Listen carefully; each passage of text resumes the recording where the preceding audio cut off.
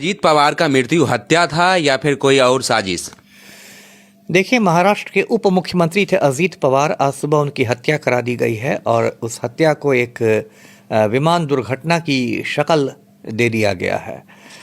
तो इस हत्या में मतलब भाजपा के बड़े बड़े राम भक्त लोग शामिल हैं। देखिए, ये आज सुबह 8:45 की घटना है। जो डिप्टी सीएम थे महाराष्ट्र के अजीत पवार, वो एक छोटे विमान से जा रहे थे बम्बई से बारामती के ही वो रहने वाले थे। और जब विमान बिल्कुल उतरने वाला था हवाई अड्डे पर, उसी समय विमान दुर्घटनाग्रस्त हो गया, उसमें आग लग गई और 5 लोग सवार थे, पाँचों के 5 मारे गए।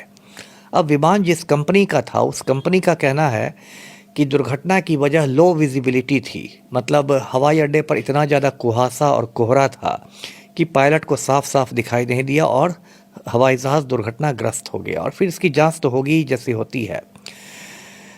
लेकिन मैं बता दूं दर्शकों को अजीत पवार के बारे में, ये शरद पवार के भतीजा थे।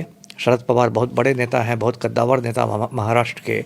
और शरद पवार की पार्टी का नाम है राष्ट्रवादी कांग्रेस पार्टी, संक्षेप में जिसको एनसीपी कहते हैं। और चाचा भतीजा दोनों साथ साथ काम करते थे, लेकिन कुछ साल पहले दोनों में तल्खी आ गई थी उत्तराधिकार के मुद्दे पर, क्योंकि शरद पवार अपनी बेटी को सुप्रिया सुले को बनाना चाहते थे उत्तराधिकारी, अजीत पवार खुद बनना चाहते थे। तो 2023 में, आज से 3 साल पहले, अजीत पवार ने बगावत कर दी और कुछ साथियों के साथ वो अलग हो गए। उन्होंने अपना एक अलग एनसीपी बना लिया और वो भाजपा शिवसेना के गठबंधन से जुड़ गए और इनाम में उनको महाराष्ट्र का डिप्टी सीएम बना दिया गया। ये 6 बार महाराष्ट्र के उप मुख्यमंत्री रहे थे अजीत पवार। और ये सब बातें हैं। और मैं जो हत्या की बात कर रहा हूँ, वो इसलिए हत्या की बात सिर्फ मैं ही नहीं, पूरा देश कर रहा है, क्योंकि पिछले कुछ दिनों में अजीत पवार और बीजेपी के रिश्ते बहुत बिगड़ गए थे। एक वजह तो ये थी कि चर्चा थी कि अजीत पवार की घर वापसी हो सकती है, वो फिर शरद पवार के साथ जा सकते हैं, और ये बात बीजेपी को पसंद नहीं आ रही थी।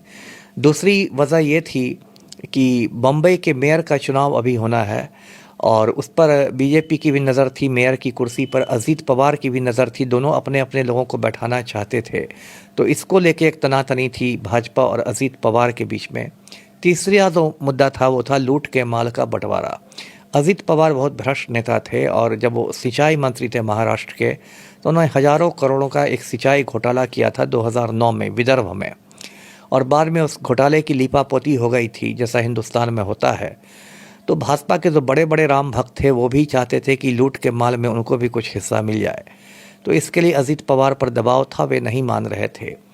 और अभी 3-4 दिन पहले ही अजीत पवार ने एक बयान दिया था, इशारों इशारों में भाजपा को धमकाया था कि मेरे पास सबकी फाइलें हैं। और उसके 3-4 दिन बाद अचानक वो प्लेन क्रैश में मारे गए। तो लोग कह रहे हैं, ममता बनर्जी ने भी खुल के कहा है, बंगाल की सीएम ने, कि इसमें कुछ दाल में काला है।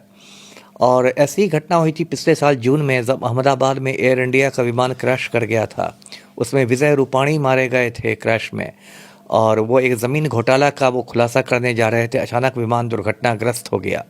फिर 2021 में जनरल विपिन रावत एक हेलीकॉप्टर क्रैश में मारे गए थे, जो सीडीएस थे, चीफ ऑफ डिफेंस स्टाफ थे। उनके बारे में कहा जाता है कि वो अग्निवीर योजना का विरोध कर रहे थे, तो उनका हेलीकॉप्टर दुर्घटनाग्रस्त हो गया। और बहुत लोगों को जस्टिस लोया की याद आ रही है, हरेन पांड्या की याद आ रही है, बहुत लोगों की याद आ रही है जिनसे लोग नाराज़ थे, भाजपा के बड़े नेता, और वो लोग अचानक चले गए दुनिया से। तो इसलिए इस पूरे मामले की सीबीआई जांच होनी चाहिए और सुप्रीम कोर्ट की देखरेख में होनी चाहिए।